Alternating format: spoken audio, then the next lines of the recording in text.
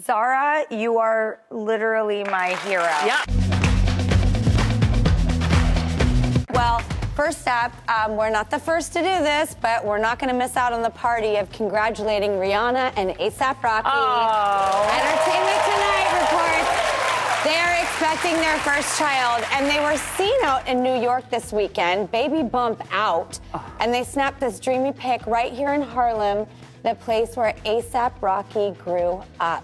How can Rihanna look so good when she... I mean, when I come home from a happy hour after having like 3 nuggets, I don't look that good. This woman is pregnant, creating another human, and look how gorge. I know, but it's so Rihanna. It's so hard to do this.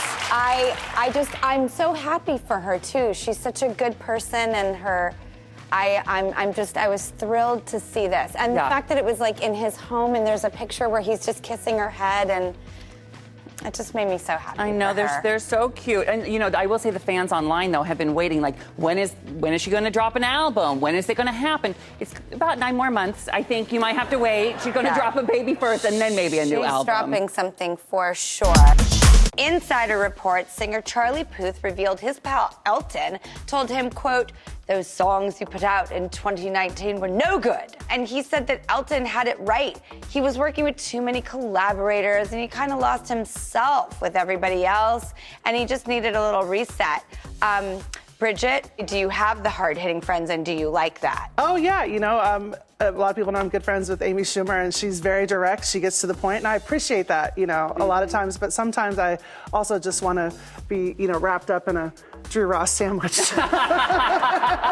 Oh, no, I think it's important. Some of the most crucial points in my life was when someone who loved me told me I was doing it wrong or doing something wrong or not being the best version of myself. And it was tough, man. It's a gut punch when you hear that. Yeah. But when you look back, if you listen to those people that love you, it'll change your life. Right? Well, just like in the movie Rudy, when you listen to those people, they help move you down the field by giving you the ball. You know, you got to take the ball, Ross, and you really got to run with this. You know, so it's really about Rudy. Oh my God! Stop talking. Can you know everything? Everything could go back to Rudy. It's a perfect movie. I would like to challenge you. Every news story, if you could bring it back to Rudy somehow today. Do it. That's not a challenge. That's an invitation. All right. Okay, first up, we've got news about 2 of Staten Island's finest. The New York Times reports SNL's Pete Davidson and Colin Jost just pitched in to buy an old ferry boat. They were part of a group of investors who spent $280,000 on the decommissioned ferry with the dream of turning it into an entertainment venue. The boat is named John F. Kennedy, and it first hit the river in 1965. It's a real floating piece of New York history. Ross, are you on board? Oh, Drew, I am so proud of you. That was a great pun. That was great.